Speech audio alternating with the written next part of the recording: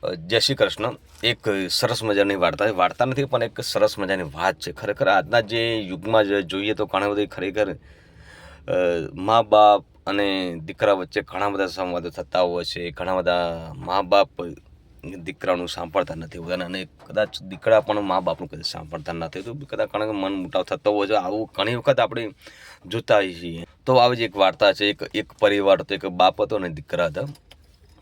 દીકરો ખૂબ જ હોશિયાર હતો, અવ્વલ હતો અને પરિવાર પણ સુખી હતો અને પૈસા ટકે બધી રીતે વ્યવસ્થિત હતો.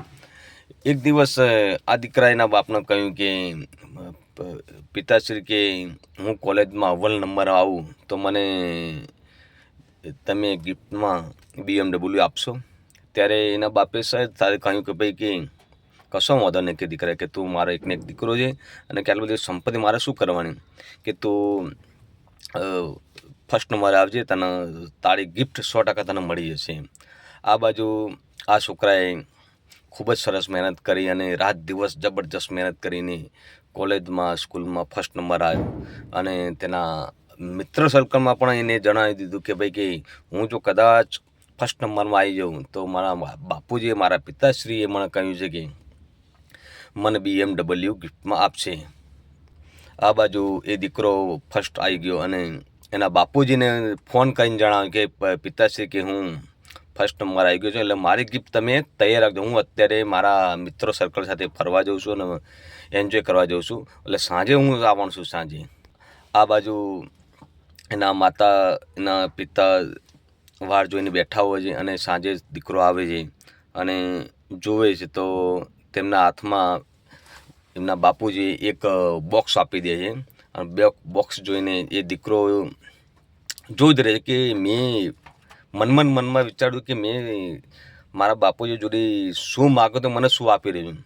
તે સ્તબ્ધ થઈ ગયો અને એ દીકરો અને એના રૂમમાં ચાલ્યો ગયો અને રૂમમાં જઈને ચેક કર્યો બોક્સમાં ખરેખર શું છે. તો બોક્સ ખોલ્યું તો જોયું તો અંદર રામાયણ ગ્રંથ હતું. આ જોઈને દીકરોને ખૂબ જ દુઃખી થઈ ગયો કે મેં પહેલી જ વખત મારા પિતાશ્રી પાસેથી મેં ગિફ્ટ માગી અને મારે ગિફ્ટ મને ના મળી. તે ખૂબ જ દુઃખી થઈ ગયો અને તેને આવેશમાં આવીને તરત એક નિર્ણય લઈ લીધો કે મારે અહીંયા મારા બાપુજી છોડી રહેવું નથી, હું મારી એક આગવી ઓળખ બનાવીશ. તેમ કરીને દીકરો રાતોરાત નીકળી ગયો, ચાલી ગયો અને પોતાનું જે કાર્ડ, મોબાઈલ કાર્ડ પણ નંબર બદલી કાઢ્યો અને પોતાનું સ્વતંત્ર રીતે પોતાનું ક્યાંક આગળ વધીને ધંધો માટેને ધંધો શરૂઆત ચાલુ કરી નાખીને 2, 4, 5 વર્ષ થઈ ગયા. કોઈ કોન્ટેક્ટ એના પિતાશ્રી જોડે કોઈ કોન્ટેક્ટ ના કર્યો, કોઈ બીજા સગાવાળા જોડે કોન્ટેક્ટ ના કર્યો અને એમની રીતે એમની જિંદગી મસ્ત અને 3, 4, 5 વર્ષ થઈ ગયા. અને એ જે દીકરો પોતે કાપેબલ થયો અને પોતે એને નક્કી કર્યું કે મારે BMW લેવું છે અને મારા બાપને મારે બતાવવું છે કે હું પણ લઈ શકું છું. અને 4, 5 વર્ષ થઈ ગયા અને પોતે BMW લઈ લીધું અને પછી એને વિચાર થયો કે હવે કે મારા બાપને હું ફોન કરું. ત્યારે જે જૂના નંબર ઉપર તેને ફોન કરે છે એ છોકરો. ત્યારે ફોન ચાલુ જ હતો ફોન અને ફોન ઉપર એવો જવાબ આપ્યો, ભાઈ કે પપ્પા, કે હું આવું જ છું. કે ત્યારે એ ફોનમાંથી જવાબ આપ્યો, ભાઈ કે તમે કોણ બોલો છો?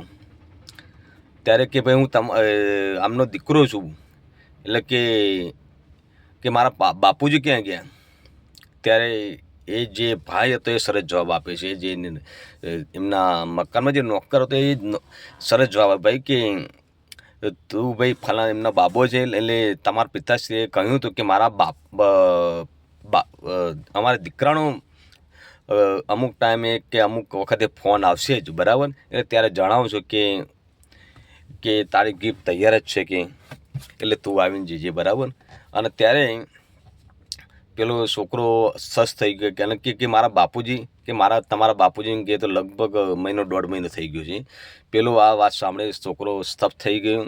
તે તરત જ જૂના ઘેર એમના જે રહેણાંક હતા તે એમના પિતાશ્રીને ઘેર ગયો. ત્યારે ખૂબ જ દુઃખી થઈ ગયો અને તેને ઘરમાં જોયું ત્યારે જે 4-5 વર્ષ પહેલાં જે બોક્સ આપ્યું હતું રામાયણનું, એ જોઈને ફરીથી ખોલ્યું તો ત્યારે અંદર એમાંથી એક ચાવી પણ મળી.